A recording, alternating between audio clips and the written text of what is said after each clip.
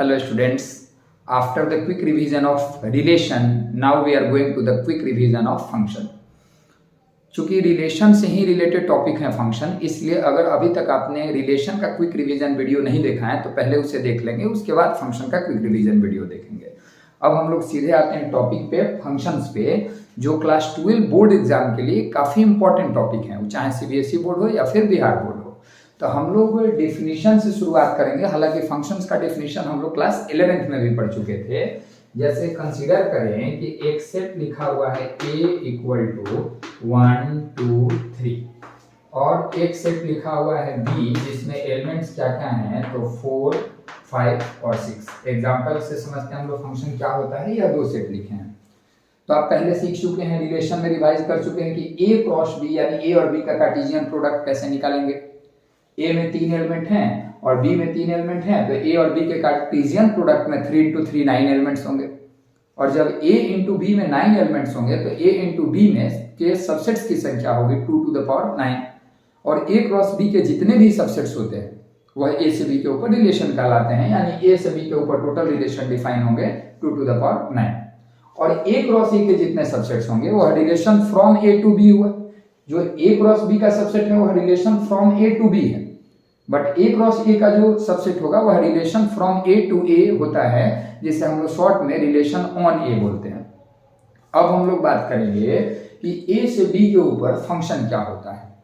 तो A से B के ऊपर का एक रिलेशन का ही खास टाइप होता है फंक्शन। इस चीज को समझने के लिए हम लोग A से B के ऊपर कुछ रिलेशन यहाँ पे लिखते हैं। हालांकि फिर से एक बार रिपीट कर दें कि A में 3 एलिमेंट हैं, B में 3 एलिमेंट हैं, तो A क्रॉस B में 9 एलिमेंट्स होंगे और A से B के ऊपर रिलेशन की संख्या 2 to the power 9 होगी। लेकिन उन 2 to the power 9 सबसेट्स में से कुछ सबसेट्स को यहाँ पे हम लिखते हैं। जैसे एक सबसेट सपोज करें हमारा लिखा हुआ है R1 इक्वल टू लिखा है 1 4 और फिर लिखा हुआ है 1 5 और फिर लिखा हुआ है 2 5 और फिर यहाँ पे लिखा हुआ है 2 6, ऐसे लिखा हुआ है। एक लिखा हुआ है हमारा relation R2 equal to suppose करें 1 4 और फिर लिखा हुआ है 2 4 और फिर हमारा लिखा हुआ है 3 4। एक हमारा लिखा हुआ है यहाँ पे R3 इक्वल टू यहाँ लिखा हुआ है 1 4 और एक लिखा हुआ है 2 5 और एक लिखा हुआ है 3 6, ऐसे ऑर्डर पे इसमें है। और एक लिखा है R4 रिलेशन में, एक यह भी रिलेशन है A से B के ऊपर, जिसमें लिखा हुआ है 1 4 और फिर लिखा हुआ है 1 5, ऐसे लिखा हुआ है। अब जरा हम लोग समझते हैं कि 12 क्लास के फंक्शन में क्या समझना है, उसके लिए डिफिनेशन क्लियर करते हैं। देखिए R1 A क्रॉस B का सबसेट है, इसलिए R1 जो सेट है वह A से B के ऊपर रिलेशन है। R2 R3 R4 भी A क्रॉस B के सबसेट्स हैं, इसलिए सारे के सारे जो है A से B के ऊपर रिलेशन है। अब हम बात करेंगे फंक्शन की। तो अगर R1 एक रिलेशन है A से B के ऊपर, तो R1 में ऑर्डर पेयर आ रहे हैं 1 4 1 5 2 5 2 6। अगर 1 4 R1 के अंदर आ रहा है तो 1 का इमेज कहलाता है 4 और 4 का प्री इमेज कहलाता है 1। लेकिन फंक्शन के कॉन्टेक्स्ट में अगर ये फंक्शन होगा तो 1 का इमेज है 4 और 4 का प्री इमेज है 1। 1 का एक और इमेज है 5, 2 का इमेज है 5 और 2 का इमेज है 6। 6 के प्री इमेज 2 है, 5 के दो प्री इमेज है 2 भी है और 5 का एक और प्री इमेज हमारा 1 भी है। R2 में है तो 1 का इमेज है 4, 2 का भी इमेज 4 ही है और 3 का भी इमेज 4 ही है। R3 में 1 2 और 3 तीनों के अलग अलग इमेज हैं। तो एक ऐसा relation, a relation from A to B, a relation from set A to set B is said to be a function from A to B if every element of A have exactly one image in set B। यानी A से B के ऊपर का कोई relation अर्थात A cross B का कोई subset A से B के ऊपर फंक्शन कहलाएगा अगर A के प्रत्येक एलिमेंट का B के अंदर एग्जैक्टली एक इमेज हो। जैसे यहाँ आप देख रहे हैं, अगर इसमें 1 की बात करें तो 1 के दो इमेज है, 4 भी है 5 भी है, इसलिए रिलेशन तो है लेकिन फंक्शन नहीं है। यहाँ पे बात करें तो 1 का एक ही इमेज है 4, 2 का भी एग्जैक्टली एक इमेज है वह क्या है 4, 3 का भी एग्जैक्टली एक इमेज है वह क्या है 4। तो यहाँ पे 1 2 और 3 तीनों के एग्जैक्टली एक एक इमेज है। वो भले ही तीनों के इमेज सेम हो या अलग अलग हो उससे मतलब नहीं, लेकिन तीनों के एक एक इमेज ही होने चाहिए एग्जैक्टली। जितने एलिमेंट्स हैं A में अगर सबके एक ही इमेज है B में, सिंगल इमेज है सबका B में, तो यूनिक इमेज है अगर B में, तो हम बोलेंगे कि R2 ए से बी के ऊपर केवल रिलेशन ही नहीं है, यह फंक्शन भी है, क्योंकि ए में जितने एलिमेंट्स हैं सबके एक एक इमेज है। फिर हम लोग बात करेंगे R3 की। R3 में देखें 1 का एक इमेज है 4, 2 का भी एक इमेज है 5 और 3 का भी एक इमेज है 6, सबके एक एक इमेज ही है, तो यह भी एक फंक्शन है। जब यहाँ पे बात करें तो 1 का तो एक इमेज है 4, 1 का एक और इमेज है 5, तो एक एलिमेंट के डबल इमेज हो गए, इसलिए भी यह फंक्शन नहीं है। अगर मान लें यहाँ 1 की जगह 2 ही रहता तो 1 का सिंगल इमेज है 4, 2 का भी यूनिक इमेज है 5, लेकिन 3 का इसमें इमेज है ही नहीं, इसलिए यह भी एक फंक्शन नहीं है। अर्थात ए से बी के ऊपर का कोई भी रिलेशन फंक्शन कहलाएगा अगर ए के प्रत्येक एलिमेंट का बी के अंदर एग्जैक्टली एक इमेज हो। अब हम लोग बात करेंगे कि 12 में हमें क्या पढ़ना है, तो डिफिनीशन से सारे हम लोग 11th में भी पढ़े थे। 12 में शुरुआत होती है टाइप्स ऑफ फंक्शन से, हमारा शुरू होता है types of function. Types of function 4 तरह के टाइप्स होते हैं, जिसे हम लोग डिटेल में जानेंगे। 4 तरह के जो टाइप्स होते हैं फंक्शन के, उसमें पहला टाइप, इसे हम मिटा लेते हैं ताकि हमारे पास स्पेस थोड़ा हो जाएगा टाइप्स ऑफ फंक्शंस को लिखने के लिए। टाइप्स ऑफ फंक्शन में जो टाइप्स होते हैं वह जरा समझें क्या क्या टाइप होते हैं। तो पहला जो टाइप होता है, नोट्स आप लोग यहाँ से वीडियो को स्लो करके बना सकते हैं, क्योंकि क्विक रिवीजन का वीडियो है तो इसमें नोट्स पूरा एग्जैक्टली हम लोग रुक के नहीं बनवा पाएंगे। इसमें टाइप्स ऑफ फंक्शन में जो टाइप्स हम लोग को जानना है, वह टाइप्स में पहला टाइप जानना है 1-1 फंक्शन। 1-1 फंक्शन, 1-1 फंक्शन को हम लोग इंजेक्टिव फंक्शन भी बोलते हैं। 1-1 फंक्शन को हम लोग इंजेक्टिव फंक्शन भी बोलते हैं। तो इंजेक्टिव फंक्शन या 1-1 फंक्शन कैसे फंक्शन को कहते हैं, तो एक ऐसा फंक्शन जिसमें ए के अलग अलग एलिमेंट के अलग अलग इमेज हों, यानी अगर ए से एलिमेंट हम अलग अलग पिक करें तो इमेज भी अलग अलग हो, उसे हम लोग 1-1 फंक्शन या इंजेक्टिव फंक्शन बोलते हैं। जैसे यहाँ देखें R2 एक फंक्शन था, भी हमने समझाया ए से बी के ऊपर, लेकिन यहाँ 1 और 2 दोनों का इमेज सेम है, 4 ही है, इनफैक्ट 3 का भी इमेज 4 ही है। तो जहां ही जैसे ही 2 अलग अलग एलिमेंट का इमेज सेम हुआ तो हम बोलेंगे कि यह फंक्शन जो है वह 1-1 फंक्शन नहीं है। अगर 2 एलिमेंट के इमेज सेम हो रहे हैं तो वैसे फंक्शन को हम लोग मेनी वन फंक्शन बोलते हैं। हम लोग बोलते हैं मेनी वन फंक्शन, इसका दूसरा नेम नहीं है मेनी वन फंक्शन, यह दूसरा टाइप है। तीसरा टाइप जो हम लोग के सामने आता है वह आता है ऑन्टो फंक्शन। ऑन्टो फंक्शन को हम लोग सर्जेक्टिव फंक्शन भी बोलते हैं। ऑन्टो फंक्शन को हम लोग सर्जेक्टिव फंक्शन भी बोलते हैं। क्या होता है ऑन्टो या सर्जेक्टिव फंक्शन? ए से बी के ऊपर एक ऐसा फंक्शन जिसमें बी के प्रत्येक एलिमेंट का कम से कम एक प्री इमेज ए के अंदर हो, कम से कम एक प्री इमेज ए के अंदर हो। यहाँ पे देखिए 4 के तो 3 प्री इमेज है। 4 का प्री इमेज 1 भी है, 2 भी है, 3 भी है, लेकिन 5 और 6 है, 5 and 6 have no pre image in it, hence this is not an onto function. यह ऑन्टो फंक्शन नहीं है। जबकि इस पे अगर हम लोग बात करें तो यहाँ 1 का भी एक इमेज है, 2 का भी एक इमेज है और 3 का भी एक इमेज है, सबका अलग अलग इमेज है, इसलिए यह 1-1 फंक्शन है। और बी में जितने भी एलिमेंट्स हैं 4, 5, 6 3 एलिमेंट हैं, तीनों के प्री इमेज ए में है। 4 का प्री इमेज 1, 5 का प्री इमेज 2 और 6 का प्री इमेज 3, इसलिए यह फंक्शन 1-1 भी है। चूंकि ए के सारे एलिमेंट के इमेज अलग अलग है इसलिए 1-1 भी है। 1-1 मतलब अलग अलग एलिमेंट के अलग अलग इमेज, और ऑन्टो मतलब बी में जितने एलिमेंट्स हैं सबके प्री इमेज ए के अंदर मौजूद हैं, तो इसलिए यह ऑन्टो फंक्शन भी है। और ऑन्टो फंक्शन को हम लोग सर्जेक्टिव फंक्शन भी बोल सकते हैं। और चौथा होता है हम लोग का इंटो फंक्शन। इंटो फंक्शन क्या होता है? एक ऐसा फंक्शन ए से बी के ऊपर एक ऐसा फंक्शन जिसमें बी में कम से कम एक ऐसा एलिमेंट हो जिसका प्री इमेज ए में नहीं है। जैसे यही पे है 4 के तो 3 प्री इमेज है, 5 का प्री इमेज नहीं है, यानी यह कैसा फंक्शन है? इंटो फंक्शन है। और पांचवा, अगर कोई फंक्शन 1-1 भी है अर्थात इंजेक्टिव भी है और ऑन्टो भी है मतलब सर्जेक्टिव भी है, तो उसको हम लोग 1-1 ऑन्टो, 1-1 ऑन्टो या बाइजेक्टिव फंक्शन बोलते हैं। और हम लोग इसे बोलते हैं बाइजेक्टिव फंक्शन। इसे क्या बोलते हैं? तो बाइजेक्टिव फंक्शन बोलते हैं। तो 1-1 मेनी वन, उसके बाद ऑन्टो और इंटो के कॉम्बिनेशन से कितने फंक्शन हो सकते हैं? एक 1-1 ऑन्टो हो सकता है, एक 1-1 इंटो हो सकता है, एक मेनी वन ऑन्टो हो सकता है और एक मेनी वन इंटो हो सकता है। क्योंकि अगर कोई ऐसा फंक्शन है कि अलग अलग एलिमेंट के अलग अलग इमेज हैं और बी में जितने एलिमेंट हैं सबका प्री इमेज ए में मौजूद हैं तो वह 1 1 ऑन टू होगा।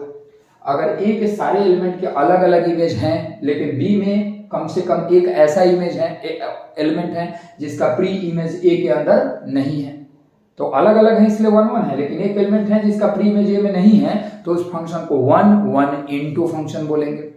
मेनी वन ऑन टू क्या हुआ कि अगर दो एलिमेंट्स का सेम इमेज है तो मेनी वन हो गया, मेनी वन तो हो गया।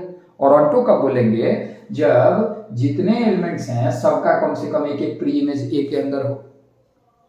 और उसके बाद आता है many one into. Many one into कब बोलेंगे जैसे यह एक मेनी वन इनटू फंक्शन है, क्योंकि दो एलिमेंट के इमेज सेम है इसलिए मेनी वन है और सबका प्री इमेज ए में मौजूद नहीं है, केवल 4 का प्री इमेज ए में है, 4 के ट्रिपल प्री इमेज है और 5 और 6 के प्री इमेज है ही नहीं है में, तो इसलिए इनटू फंक्शन है तो इसका पूरा नाम हो जाएगा मेनी वन इनटू फंक्शन।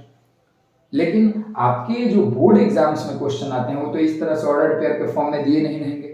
अब जैसे यही क्वेश्चन यहाँ पे हम बना लें तो अगर यह फंक्शन है ए से बी के ऊपर तो इसमें सिंपली ऐसे दिया रहेगा कि R3, अगर इसका नाम फंक्शन है हम f ले लें तो लिखेंगे कि f is a function from a to b। इसको पढ़ते हैं f is a function from a to b such that fx equal to, यहाँ एक चीज देखना है 1 का इमेज 4 है, 2 का इमेज 5 है और 3 का इमेज 6 है, यानी कि x प्लस इमेज जो है 1 का इमेज 1 से 3 ज्यादा, 2 का इमेज 2 से 3 ज्यादा, 3 का इमेज 3 से 3 ज्यादा यानी x प्लस 3। ऐसे यह क्वेश्चन लिखा रहेगा और सेट ए और सेट बी दिए रहेंगे तो हम लोग समझ जाएंगे कि fx मतलब image of x in f, यानी फंक्शन f के अंदर x का इमेज का फॉर्मूला क्या है तो x प्लस 3 है। जैसे 1 का इमेज निकालना है तो f1 निकालना है तो 1 प्लस 3 4 हो जाएगा, 2 का इमेज निकालना है तो f2 प्लस f2 यानी 2 प्लस 3 5 हो जाएगा, 3 का इमेज निकालना है तो f3 निकालना है तो f3 का वैल्यू 3 प्लस 3 6 हो जाएगा। f3 का मतलब हुआ image of 3 in f, fx का मतलब हुआ image of x in f। तो आपको सीधे fx का ही वैल्यू दे दिया रहेगा, यानी a में जितने एलिमेंट्स हैं उनके इमेज को निकालने का फॉर्मूला ही दे देगा और इसी तरह से क्वेश्चन आपको मिलेगा बोर्ड एग्जाम में। और इसको दिखाना होगा या फिर चेक करना होगा कि 1 1 है या मेनी वन है या ऑन टू है या इनटू है।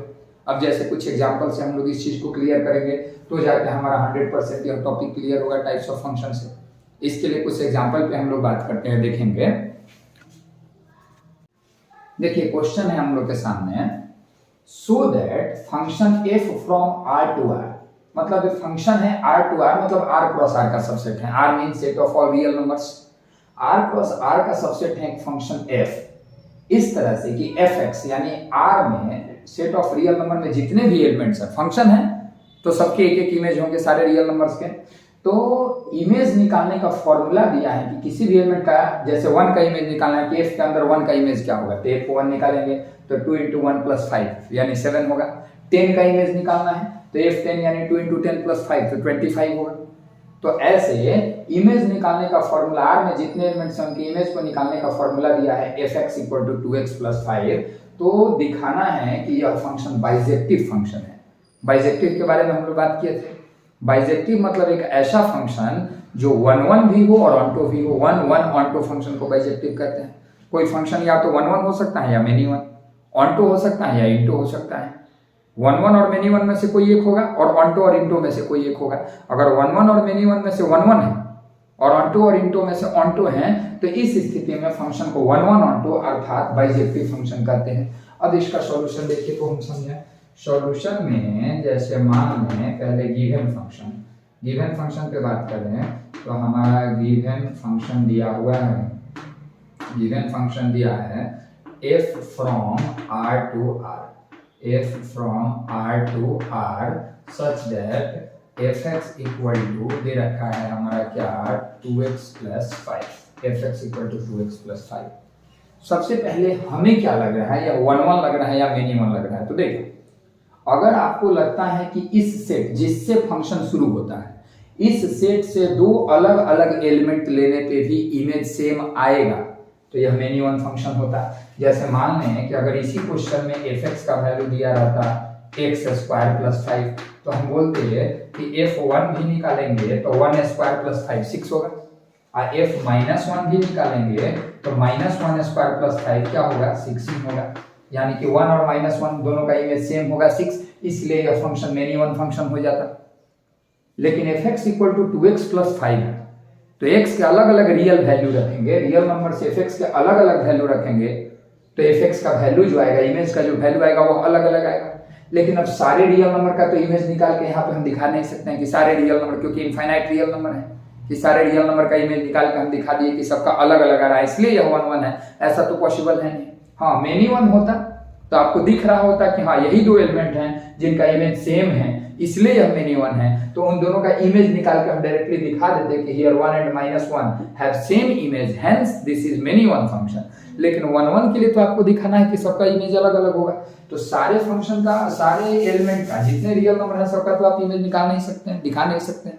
तो ऐसी स्थिति में कैसे इसको 1 1 पहले दिखाएंगे, तो मान लेंगे लेट कि दो एलिमेंट लेंगे इस सेट से, यानी रियल नंबर से x1 x2 are two elements belonging to R, मतलब R के दो एलिमेंट x1 और x2 ले लिए सच दैट, इस तरह से कि दोनों का इमेज सेम है, such that fx1 equals to fx2, fx1 equals to fx2। मान लिए कि दो एलिमेंट हैं x1 और x2 रियल नंबर के जिनके इमेज सेम है। अगर अब हम यह दिखा दें कि यह इमेज सेम होना पॉसिबल तभी है जब दोनों एलिमेंट जो हम लिए हैं x1 और x2 वह भी सेम हो, अर्थात अगर एलिमेंट सेम होंगे तभी इमेज सेम होगा। इट मींस कि अगर एलिमेंट डिस्टिंक्ट हैं, अलग अलग हैं, तो इमेज भी अलग अलग होंगे। अगर ऐसा हमने दिखा दिया यानी यह 1 1 फंक्शन हो जाएगा, क्योंकि है तो यह इनफैक्ट 1 1 है, क्योंकि x के जगह पे कोई भी दो अलग अलग नंबर रखेंगे तो fx का वैल्यू अलग अलग ही आएगा ही। ऐसे देखने से अपने कॉमन थिंकिंग से पता चल रहा है। तो इसके लिए हम क्या करें, fx मान लिए कि x1 और x2 दो ऐसे एलिमेंट हैं जिनका इमेज सेम है, fx1 और fx2 इक्वल है यानी दोनों का इमेज सेम है। तो fx1 का वैल्यू क्या होगा, तो दैट इज यह हो जाएगा 2x1 + 5 इक्वल हो जाएगा किसके, 2x2 + 5 के। दोनों साइड 5 प्लस में कैंसिल हो गया, यानी कि 2x1 इक्वल है 2x2 के, लेकिन यह तभी इक्वल होगा जब x1 इक्वल हो किसके, x2 के। x1 का डबल x2 के डबल के इक्वल तब होगा जब x1 और x2 सेम हो। इट मींस कि इन दोनों एलिमेंट का इमेज सेम तभी हो सकता है जब दोनों एलिमेंट भी सेम हो, मतलब एलिमेंट अगर अलग अलग होंगे तो उनका इमेज भी जो आएगा वह क्या होगा, अलग अलग होगा। अब आप बात करेंगे कि यही अगर fx = x² दिया रहता तो इस स्थिति में अगर मान लेते कि x1 और x2 दो एलिमेंट हैं जिनका इमेज सेम है, तो यानी x1² इक्वल हो जाता है x2² के। तो अगर x1 का स्क्वायर इक्वल है x2 के स्क्वायर के, तो जरूरी नहीं है कि x1 और x2 भी इक्वल हो, या भी हो सकता है कि x1 का वैल्यू 2 हो और x2 का वैल्यू -2 हो, क्योंकि 2 का स्क्वायर और -2 का स्क्वायर दोनों का स्क्वायर सेम होता है, तो 2 और -2 के इमेज क्या हो जाते हैं, सेम। लेकिन यहाँ पे 2x1 और 2x2 इक्वल तभी होंगे जब x1 और x2 आपस में क्या हो, इक्वल हो, यानी कि हेंस हम बोल सकते हैं क्या कि fx1 is equals to fx2, यानी fx1 इक्वल होगा fx2 के इफ अगर x1 इक्वल हो x2 के, यानी दो एलिमेंट का इमेज सेम तब होगा जब दोनों एलिमेंट भी सेम है, यानी देयरफॉर f जो हुआ f इज 1 1 फंक्शन। f हमारा कैसा फंक्शन हो गया, तो 1 1 फंक्शन हो गया। लेकिन हम लोग को बाइजेक्टिव दिखाना है, तो बाइजेक्टिव दिखाने के लिए 1 1 के साथ इसको ऑन्टो भी दिखाना होगा। 1 1 भी हो गया, मेनी वन तो नहीं है, चलिए ऑन्टो है, सॉरी 1 1 है। अब 1 1 के बाद ये भी दिखाना होगा कि इंटो नहीं है, ऑन्टो फंक्शन है, तब जाके हमारा काम बनेगा कि हाँ यह जो फंक्शन है उसे हम बाइजेक्टिव फंक्शन बोल सकते हैं। तो किसी फंक्शन को बाइजेक्टिव दिखाना है तो उसको पहले 1 1 दिखाएंगे फिर ऑन्टो दिखाएंगे। ऑन्टो और इंटो दिखाने के लिए जैसे 1 1 और मेनी वन में अंतर हम बताएं, अगर मेनी वन कोई फंक्शन आपको लग रहा है तो स्वाभाविक है कि आपको दो एलिमेंट दिख रहे होंगे कि हाँ इन दोनों का इमेज सेम है इसलिए यह मेनी वन है, तो उन दोनों का इमेज निकाल देंगे, दोनों का इमेज लिख देंगे कि हाँ दोनों का इमेज सेम है इसलिए यह फंक्शन जो है वो मेनी वन है। अगर इस फंक्शन में लग रहा है कि x का वैल्यू अलग अलग रखेंगे तो fx का भी वैल्यू अलग अलग आएगा, यानी एलिमेंट अलग अलग होंगे तो उनके इमेज भी अलग अलग आएंगे, तो इसे ऐसे दिखाएंगे। और अब बात करते हैं कि ऑन्टो और इंटो कैसे दिखाएंगे। तो 1 1 तो हमने दिखा दिया, अब इसके नीचे लिखना है, हम इरेज करके यहाँ से लिख रहे हैं ताकि आपके रेंज में है, बोर्ड के रेंज में है, आप एग्जाम में इसके नीचे लिखेंगे। और ऑन्टो और इंटो दिखाने के लिए क्या करेंगे, चेक करने के लिए कि ऑन्टो है या इंटो, तो ऑनटू या इनटू चेक करने के लिए हम लोग सिंपली क्या करेंगे, तो लेट करेंगे, let F X equal to Y. F X को हम वाई के इक्वल मान लेंगे।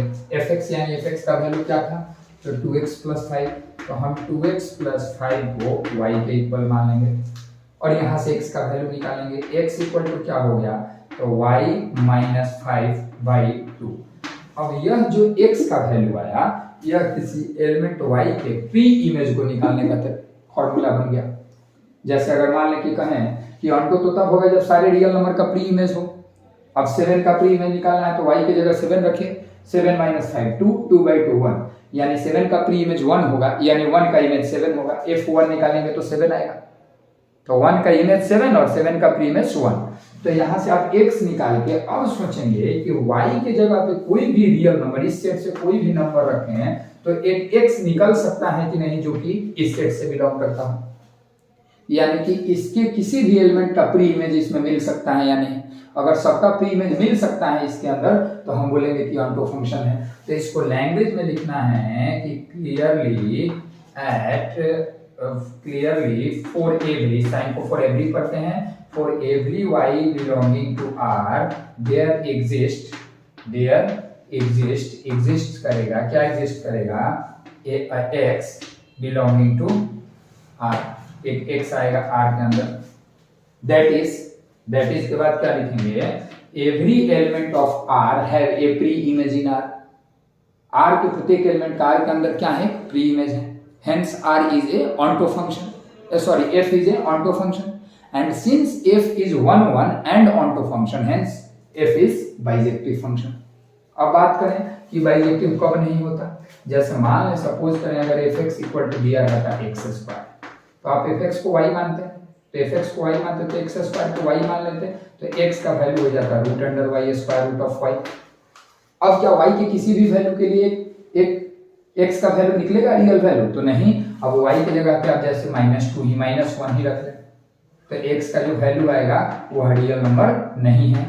इसका मतलब -1 का कोई प्री इमेज आर के अंदर नहीं है, यानी वाई के किसी भी रियल वैल्यू के लिए जो यहाँ पे सेट दिया है कोड में, रेंज में, y के किसी भी वैल्यू को यहाँ से पुट करने पे अगर x का एक वैल्यू इस वाले सेट में मिल जाता है तो यह ऑनटो है। और एक भी ऐसा y का वैल्यू मिला कि यहाँ से y की जगह पे पुट किए और x नहीं निकल पाया, तो यह जो फंक्शन हुआ यह कैसा हुआ, इनटू। तो इस केस में हम देख रहे हैं कि y की जगह पे कुछ भी रखेंगे x का एक वैल्यू मिल ही जाएगा, इसलिए यह जो फंक्शन है यह हमारा एक ऑनटो फंक्शन भी है, और 1 1 भी है और ऑनटो भी है, और इसलिए हम इसको बाइजेक्टिव फंक्शन भी बोल सकते हैं। कुछ एग्जांपल्स और देख लेते हैं। देखिए दूसरा क्वेश्चन हमारे सामने है, so that f is a function from R to R, मतलब यह फिर सबसेट है R क्रॉस R का। R means set of all real numbers such that fx equal to x square plus 5, इस तरह से कि fx इक्वल है x स्क्वायर प्लस 5 के is a many one into function. दिखाना है मेनी वन है, मतलब किसी दो एलिमेंट्स के इमेज सेम होंगे, और इनटू मतलब R में जितने इमेज ऑब्जेक्ट हैं उन सब का इस R में प्री इमेज मिलना पॉसिबल नहीं है, इसको दिखाना है। देखिए एक बात और, बोर्ड एग्जाम में या तो क्वेश्चन शो करने के लिए आएगा या चेक करने के लिए भी आ सकता है, check whether the function that is bijective और नॉट, या बाइजेक्टिव है या नहीं है। तो इस स्थिति में आपको बाइजेक्टिव चेक करना है, तो 1 1 और ऑनटो दोनों चेक करना है। अगर दोनों हैं 1 1 भी है और ऑनटो भी है तो बाइजेक्टिव है। इसके बारे में हम लोग क्वेश्चन को डिस्कशन करते हैं। तो सॉल्यूशन में सबसे पहले गिवन फंक्शन पे हम बात कर रहे हैं, तो हमारा गिवन फंक्शन है, क्या है गिवन फंक्शन, तो गिवन फंक्शन है f from R to R such that fx equal to, यहाँ पे लिखा हुआ है x square plus 5। Previous question के बाद ये आता है, हमें क्लियर दिख रहा है कि x के जगह पे 1 रखें या x के जगह पे -1 रखें, वैल्यू fx का सेम आएगा, यानी 1 और -1 का इमेज सेम आएगा तो ये मेनी वन फंक्शन है। 2 और -2 का भी इमेज सेम आएगा तो मेनी वन है। तो जैसा कि पिछले क्वेश्चन में हम बताए कि 1 1 अगर दिखाना होता या चेक करना होता, आपको लगता है कि 1 1 है अर्थात x का वैल्यू अलग अलग रखने पे fx का वैल्यू अलग अलग आएगा, तो वैसी स्थिति में आपको दो एलिमेंट लेने पड़ते इस R से और दिखाना पड़ता कि दोनों का इमेज सेम तब होगा जब दोनों एलिमेंट भी सेम है। लेकिन तो हमें मेनी वन दूर से ही दिख रहा है, कैसे, तो यहाँ लिखेंगे क्लियरली यहाँ क्लियरली f1 हम निकाल लेते हैं। तो f1 का वैल्यू 1² + 5 यानी 6 हो गया। और फिर हम f-1 निकाल लेते हैं, यानी यह हो गया हमारा -1² + 5 यानी क्या हो गया 6 हो गया। तो अब हम लिख सकते हैं कि here 1 and -1 have same image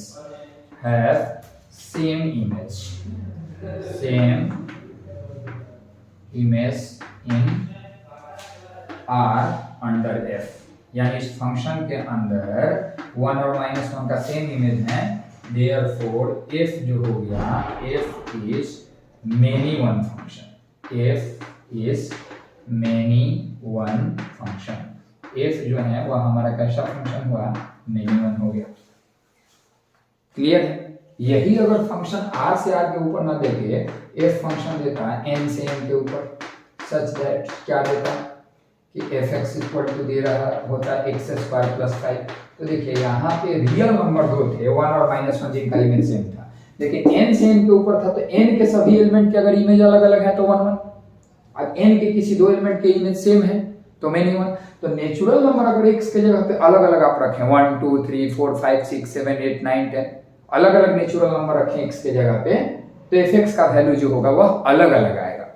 fx का वैल्यू जो होगा वह अलग अलग आएगा। तो अगर यह n से n के ऊपर फंक्शन होता तो यह 1 1 फंक्शन होता। तो इसको दिखाने के लिए पिछले क्वेश्चन के जैसे हम क्या मानते कि लेट x1 और फिर x2 belongs to n such that, इस तरह से सच दैट क्या कि fx1 equals to fx2, fx1 equals to fx2, that is x1 का square plus 5 equals to x2 का स्क्वायर प्लस 5। तब हम दोनों तरफ से दिखाते हैं, या तभी संभव है। x1 और x2 दो नेचुरल नंबर है, तो दो नेचुरल नंबर का स्क्वायर, यह x1 और x2 जो है दो नेचुरल नंबर हैं, तो दो नेचुरल नंबर का स्क्वायर इक्वल तब हो सकता है जब दोनों नेचुरल नंबर भी इक्वल हो, जबकि रियल नंबर पे लागू नहीं है। रियल नंबर पे 1 और -1 अलग अलग रियल नंबर है लेकिन दोनों के स्क्वायर सेम होते हैं, 2 और -2 अलग अलग रियल नंबर है लेकिन दोनों के स्क्वायर सेम होते हैं। तो अगर ये n से n के ऊपर होता तो x का वैल्यू अलग अलग पुट करते तो fx का वैल्यू भी अलग अलग आता, इसलिए यह 1 1 फंक्शन होता। लेकिन रियल नंबर से रियल नंबर वाले केस में यहाँ x के दो वैल्यू 1 और -1 के लिए fx का वैल्यू सेम आ रहा है, यानी कि यह मेनी वन फंक्शन है। तो मेनी वन दिखाना है तो आपको सामने एग्जांपल ही दिखा देना है। आपको अगर दिख रहा है कि मेनी वन है, यानी कि आपको दिख रहा होगा कि हाँ यह दो एलिमेंट हैं जिनका इमेज सेम है, तो वह दोनों एलिमेंट का इमेज निकाल के दिखा दीजिए कि सेम है, और इसलिए यह जो फंक्शन हो गया यह हमारा मेनी वन हो गया। अब बात करते हैं मेनी वन इंटू दिखाना था, तो इस फंक्शन को इंटू दिखाते हैं। हम आपको बताए थे कि ऑन्टो या इंटू दिखाने के लिए fx को पहले y के इक्वल मान के x का वैल्यू निकालते हैं। देखिए यहाँ पे बात करते हैं, इसके नीचे लिखना इरेज करते हैं, यहाँ पे हम बनाते हैं।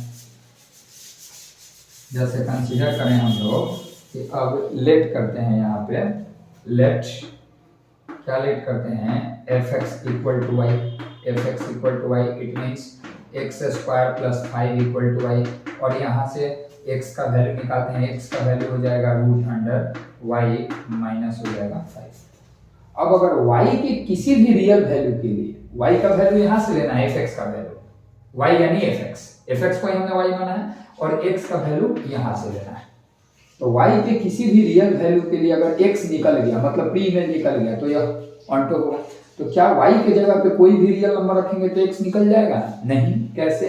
तो एट y इक्वल टू 0 ही रख लें, 0 का ही प्री इमेज निकालते हैं, तो x इक्वल टू क्या होगा √0 माइनस 5 यानी √-5 विच इज नॉट रियल, जो कि इस सेट के अंदर नहीं है, यानी 0 का प्री इमेज इसके अंदर नहीं है।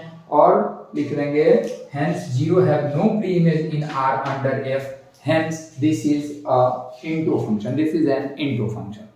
तो इस तरह से आप किसी फंक्शन को मेनी वन, 1 1, ऑन्टो, इंटो के रूप में पहचान कर सकते हैं और उसको प्रूफ कर सकते हैं एग्जाम के अंदर। एग्जाम के लिए एक टॉपिक यह है टाइप्स ऑफ फंक्शन से रिलेटेड। दूसरा टॉपिक जो बोर्ड एग्जाम के लिए काफी इंपॉर्टेंट है वह है हम लोग का कंपोजिशन ऑफ फंक्शन। अब हम लोग बात करेंगे कंपोजिशन ऑफ फंक्शन के। हालांकि इस बार के सिलेबस 2023-24 में कंपोजिशन ऑफ फंक्शन को शायद सीबीएसई बोर्ड के सिलेबस से रिड्यूस किया गया है, लेकिन हम लोग बात करेंगे चूंकि बिहार बोर्ड के लिए स्टूडेंट्स के लिए इंपॉर्टेंट है, आगे के सेशंस में भी वीडियो काम आएगा। तो अब अगला टॉपिक जो हम लोग डिस्कस करेंगे फंक्शन में जो आज के लिए लास्ट टॉपिक होगा इस फंक्शन चैप्टर के लिए, वो होगा composition of function.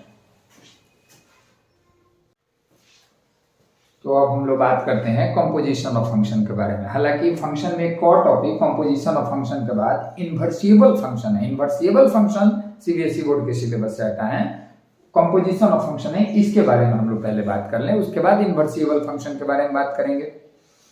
Composition of function क्या होता है, लेट यहाँ पे मान लें कि f is a function from a to b। f एक फंक्शन है a से b के ऊपर, and g is a function, g एक फंक्शन है b टू c के ऊपर। यह बात ध्यान रहे, f और g का कंपोजिशन निकालना तभी संभव है जब f का रेंज जो हो वह g के डोमेन का सबसेट हो, यानी यह दोनों सेम हो। f का जो रेंज हो वह g के डोमेन का सबसेट हो। अगर f फंक्शन है a से b के ऊपर और g फंक्शन है b से c के ऊपर, तो then composition of f and g, f और g का जो कंपोजिशन होगा उसे डिनोट करते हैं हम GOF से, इसे डिनोट करते हैं GOF से। और GOF जो फंक्शन होगा वह होगा हमारा a टू c के ऊपर, such that GOF of x, GOF of x equal होता है g ऑफ किसके, fx के। यह एक एग्जांपल से हम लोग समझेंगे तो बात पूरी तरह समझ में आएगी, लेकिन पहले इस डेफिनेशन को लिखने का उद्देश्य यह है कि दो चीजें आप समझें कि GOF यानी composition of f and g, GOF means composition of function f and g is defined only if range of f का रेंज g के डोमेन का, जो पहला सेट होता है वो डोमेन होता है और दूसरे सेट का सबसेट जो होता है वो रेंज होता है, और पूरे दूसरे सबसेट को हम लोग कोडोमेन बोलते हैं। यह पहले आप 11 में पढ़े हैं। a से b के ऊपर अगर फंक्शन है f, तो g फंक्शन होना चाहिए b से c के ऊपर, यानी कि f का रेंज g के डोमेन का क्या होना चाहिए, सबसेट होना चाहिए। ध्यान रहे कि अगर ऐसा है तभी GOF निकाला जा सकता है, और अगर ऐसा निकाला जा सकता है तो GOF का जो डोमेन होगा वह f के डोमेन के इक्वल होगा, GOF का डोमेन f के डोमेन के इक्वल होगा। यानी दो बातें आपको समझनी है कंपोजिशन करने से पहले। एक, GOF एग्जिस्ट भी करेगा कि नहीं, तो GOF एग्जिस्ट तब करेगा, GOF एग्जिस्ट तब करेगा जब f का रेंज g के डोमेन का सबसेट हो, और अगर एग्जिस्ट किया मतलब f का रेंज g के डोमेन का सबसेट है, तो इस स्थिति में GOF का डोमेन वही हो जाएगा जो f का डोमेन है। दूसरे शब्दों में वैसे ही अगर हम FOG कहें तो FOG एग्जिस्ट तब करेगा जब g का रेंज, बाद वाले का रेंज, g का रेंज f के डोमेन का सबसेट हो। और FOG का डोमेन क्या होगा, तो FOG का जो डोमेन होगा वह हमारा FOG का डोमेन हो जाएगा जो g का डोमेन होगा वही। कुछ एग्जाम्पल से हम लोग बात करेंगे। एग्जाम्पल के लिए बुक से हम क्वेश्चन लेते हैं और उसके आधार पे हम लोग बात करेंगे। जैसे देख लें, एक क्वेश्चन लिखा हुआ है एग्जाम्पल में, देखें सारी चीजें इससे क्लियर हो जाएंगी। देखते हैं, क्वेश्चन हमारा लिखा हुआ है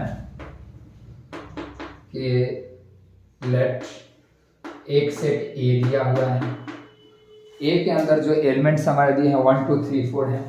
A के अंदर एलिमेंट है 1 2 3 4 और एक सेट B दिया है।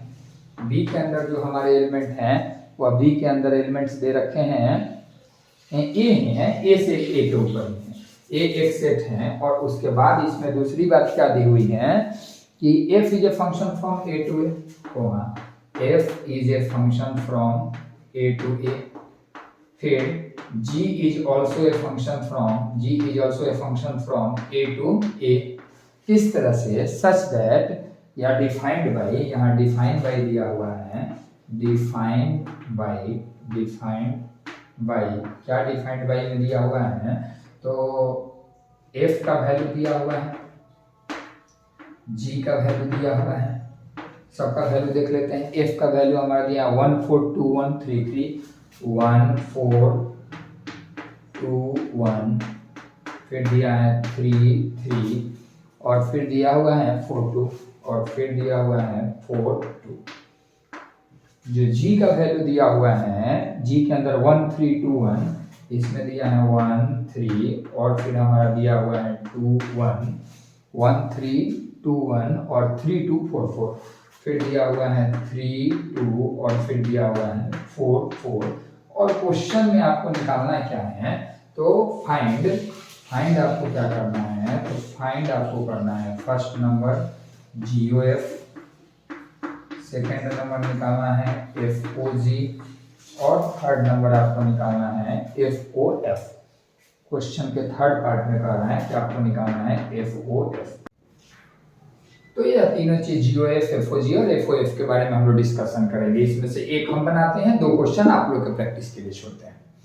सबसे पहले सॉल्यूशन जब आप एग्जाम में लिखना शुरू करेंगे तो पहले given set A equal to and given function F from A to A and G from A to A such that ये पूरा क्वेश्चन लिख लेंगे गिवन करके। और फिर फर्स्ट नंबर में हम टू फाइंड GOF, तो कोई भी कंपोजिशन निकालना है फर्स्ट नंबर में टू फाइंड GOF, कोई भी कंपोजिशन आपको निकालना है तो पहले देखना होगा कि यह एग्जिस्ट करेगा कि नहीं। एग्जिस्ट करेगा तो उसका डोमेन क्या होगा, और फिर हम लोग कंपोजिशन निकालेंगे। तो GOF एग्जिस्ट करेगा कब, जैसे अभी हम बता रहे थे पीछे डेफिनेशन में कि GOF एग्जिस्ट तब करेगा जब F का रेंज सबसेट हो G के डोमेन पे।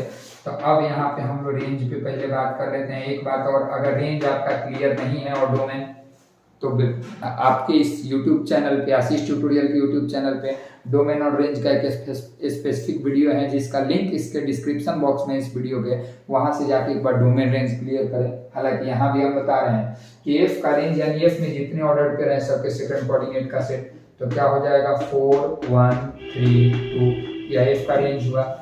उसके बाद डोमेन ऑफ G का सबसेट होना चाहिए, तो domain of G equal to क्या होगा, तो डोमेन ऑफ G का डोमेन 1 2 3 4 हो जाएगा, 1 2 3 और हमारा क्या हो जाएगा 4 हो जाएगा। अब देखिए यहाँ F के जितने भी एलिमेंट्स हैं F के रेंज में, वह सारे के सारे G के डोमेन में भी हैं, यानी कि हियर रेंज ऑफ F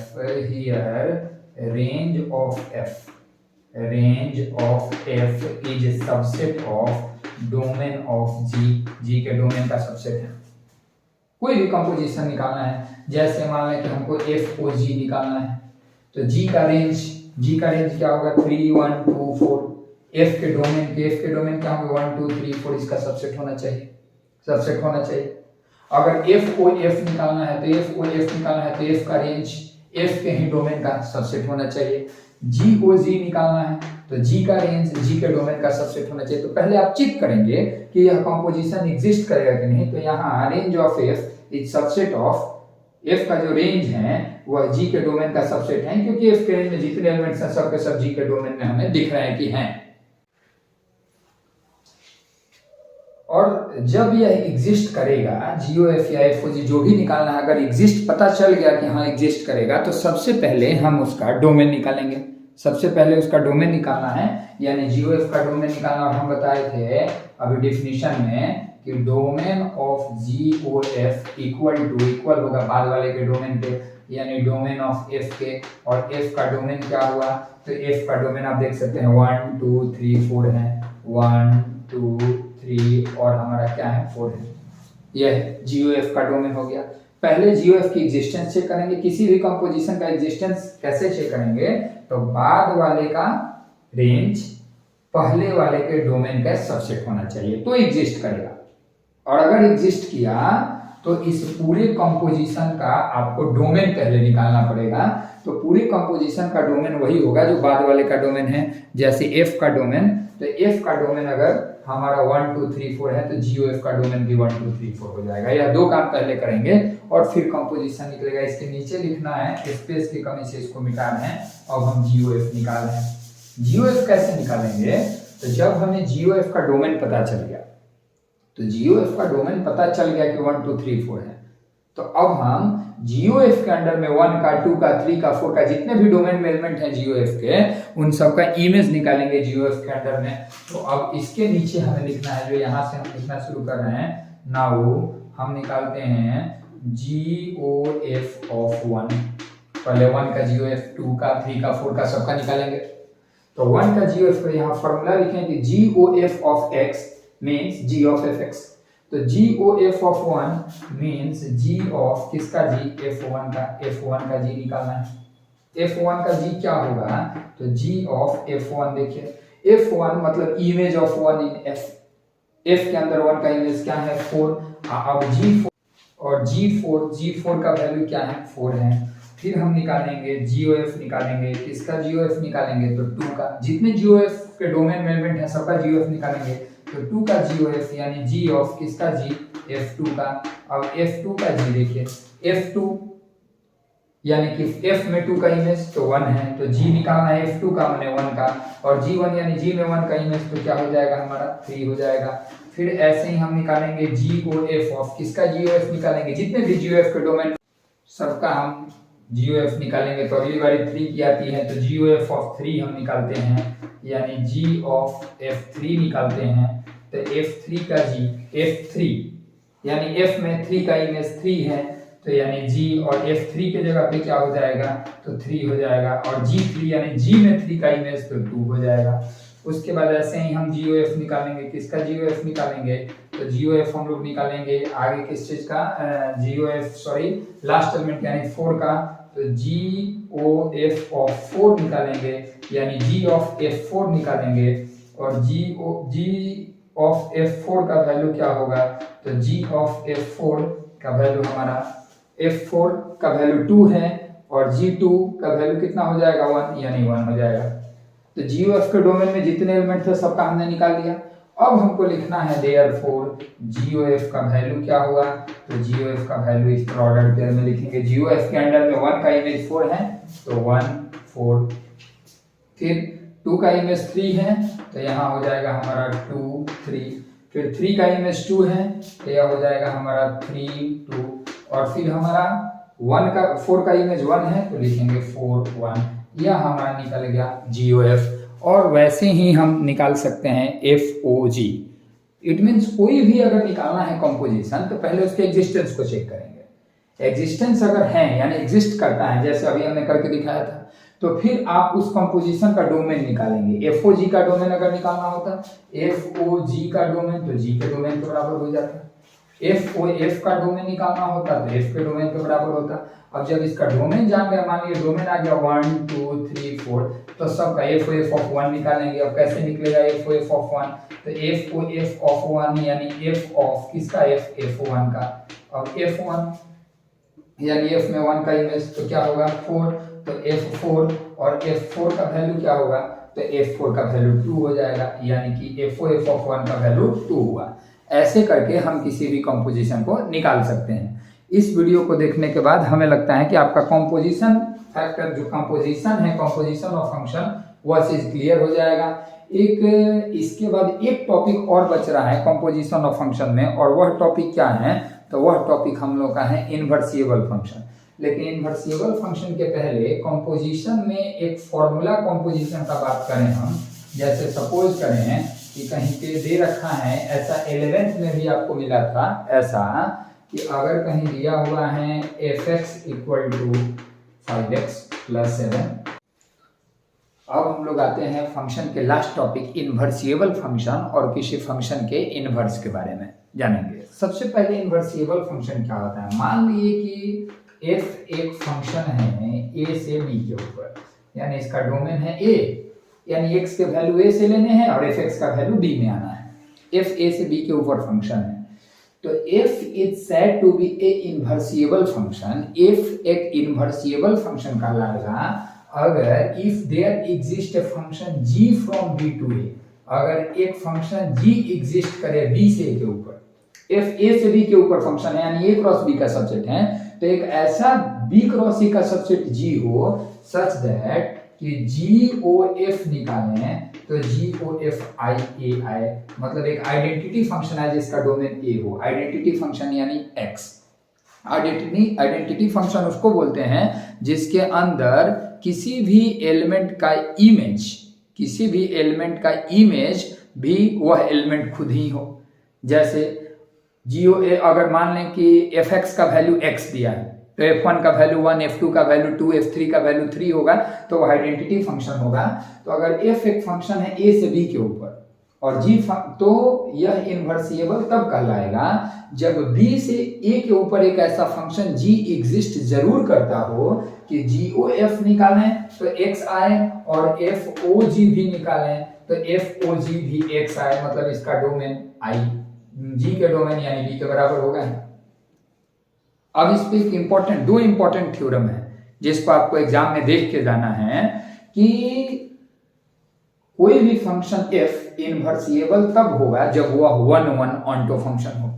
पहला theorem, every 1 onto function is invertible function, और दूसरा उसका कन्वर्स कि if a function is invertible then it is 1 onto.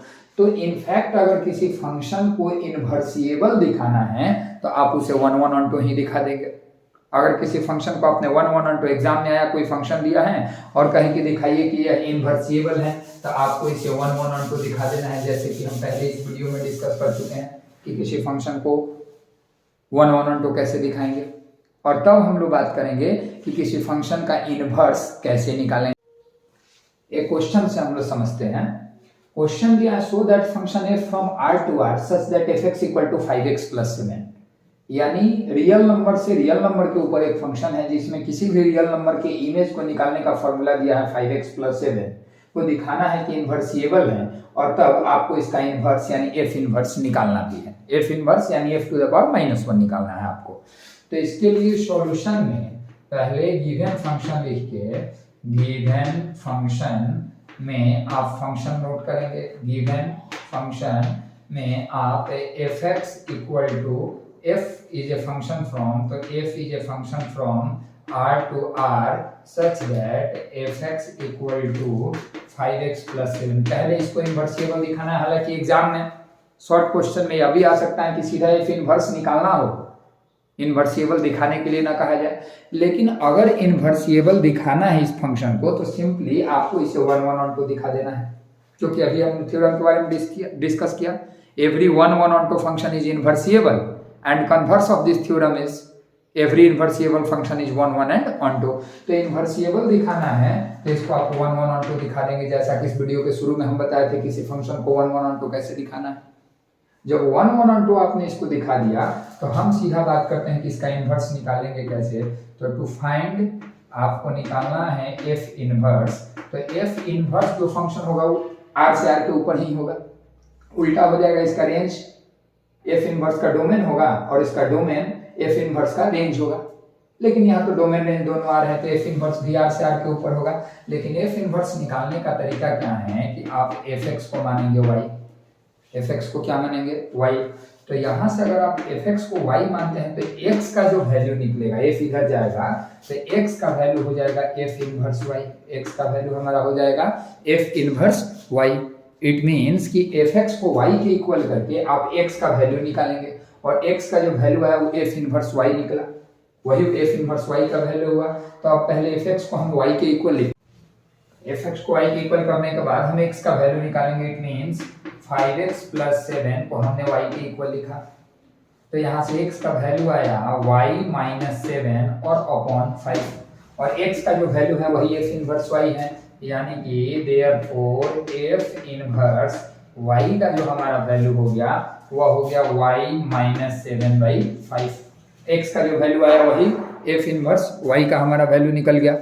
अब क्या हुआ, f इनवर्स y निकला तो therefore f inverse x equal to क्या होगा, तो y की जगह x यानी कि x - 7/5, यही हमारा f इनवर्स x निकला। इसको डिटेल में अगर लिखना है तो that is f inverse is a function from, उल्टा होगा इसका तो दोनों तो r ही हैं, r to r such that f inverse x equal to हमारा हो जाएगा x - 7/5। यह हमारा जो वैल्यू निकला वह वैल्यू निकल गया f इनवर्स x का। ऐसे हम किसी भी फंक्शन का इनवर्स निकालते हैं। तो 3 टॉपिक्स जो आपको फंक्शन में आज की इस वीडियो में कवर हुआ, और पूरा फंक्शन हमारा कवर हो गया। एक टाइप्स ऑफ फंक्शन, दूसरा कंपोजिशन ऑफ फंक्शन, और तीसरा इनवर्सिएबल फंक्शंस। आशा है कि इस पूरे वीडियो को देखने से बोर्ड एग्जाम में आप सभी स्टूडेंट्स की काफ़ी मदद होगी। इस वीडियो को देखें और वीडियो को देखने के बाद क्वेश्चंस को सॉल्व करें प्रैक्टिस के लिए, या फिर आप सैंपल पेपर से भी क्वेश्चन बना सकते हैं। लेकिन ध्यान रहे यह रिवीजन वीडियो उन स्टूडेंट्स को ज़्यादा फायदा करेगा जो स्टूडेंट्स पहले से ही चैप्टर्स को पढ़े हुए हैं। फिर मिलते हैं हम लोग अगले वीडियो में एक नए चैप्टर के क्विक रिवीजन के साथ। तब तक के लिए थैंक यू।